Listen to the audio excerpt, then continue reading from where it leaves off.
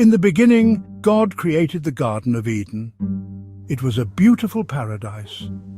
Adam and Eve lived there. They were the first humans. God told them to enjoy the garden. He only had one rule: don't eat the fruit from the tree of knowledge. One day, a serpent tempted Eve. He told her to eat the forbidden fruit. Eve gave in to temptation. She ate the fruit and gave some to Adam. When God found out, he was angry. He banished Adam and Eve from the Garden of Eden. This is the story of Adam and Eve. It's a story about choices and consequences. They disobeyed God and lost their paradise. Their actions had lasting effects on all of humanity. Life outside Eden was hard. Adam and Eve had to work for their food. They faced dangers they never knew in the garden. They learned to survive in a world without God's protection. Imagine their first steps outside the garden walls. The world was vast and unknown. They had to find shelter and food. They had to learn to protect themselves from wild animals. They faced storms and hunger. They felt the pain of their disobedience every day.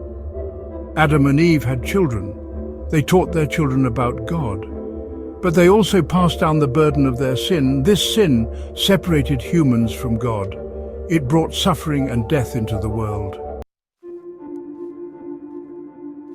Adam and Eve's story is still relevant today. It reminds us that our choices have consequences. We all face temptation. We all make mistakes.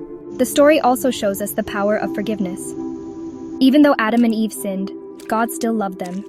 He gave them a way to find redemption through their children. The story of Adam and Eve is a story of hope.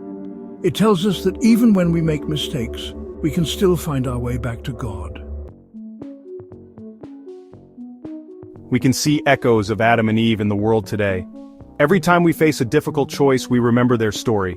Every time we experience the beauty of nature, we get a glimpse of the paradise they lost. Adam and Eve are no longer individuals we can meet. They are within us.